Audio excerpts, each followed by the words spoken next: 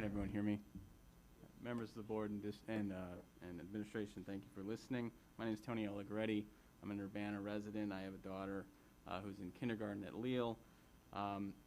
Most of what I've already written down here has been said in the comments, so I'll try and keep it short. We came to Urbana because of the district's, or because of the neighborhood school program.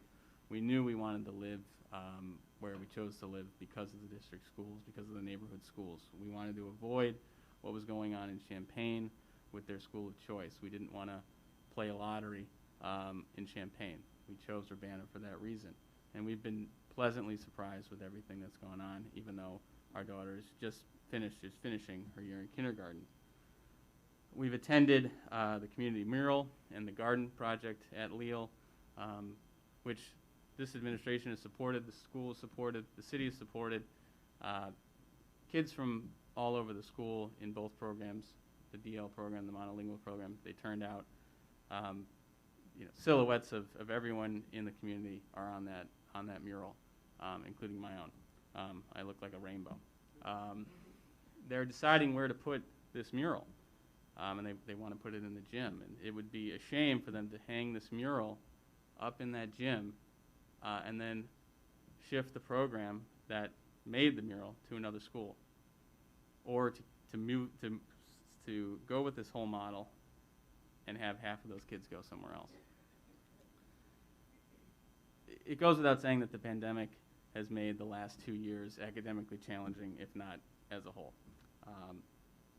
This year has provided some normalcy at the school. This change that the board is seeking, or that the administration is seeking, is just one pill too many to swallow. I think we're putting the kids in a blender and pushing charge and throwing everybody out of whack by doing this. The committee, I think it goes without saying, it's the administration's prerogative to push the whole school model. It's been demonstrated here. There were only 5 parents on the committee. None of the DPW parents on the committee were not also staff at the district. The focus of the committee, I think, are laudable. We want teacher retention. We want to recruit new staff. We want to do all these things. All of that can be done with the Strand model. We don't need to combine the schools to accomplish that. If support is needed, I'm sure the community will do that and will push for that. The surveys, any way you slice it, and you've heard a number of things, and you have all the documents, all of the percentages, any way you slice it, nobody wants to go forward with this model at this time.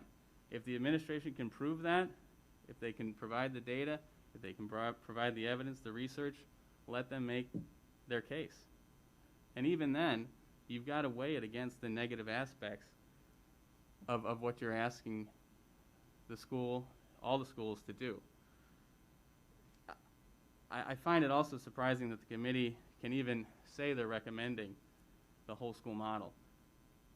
A 15-3 vote not in favor of the whole school model, I don't know what committee that gets out of in any other committee that I've ever heard of. It's not a recommendation without a majority. You have a plurality support, and that's not enough. We know this isn't data-driven at this point. Again, I'd be happy to see it. I'd love to see this information that the administration has, but they need to put it forward. A laundry list of pros and cons without some weight assessed to it, it's not enough for me, and it shouldn't be enough for anyone on this board. As far as demographics are concerned, Leal is a majority-minority school. The information submitted by the administration, 52% are Black, Latino, or Asian, 64% are students of color. This is a diverse school. This is something that is going to change depending on what the administration wants to do here, and we haven't gotten a firm answer from them.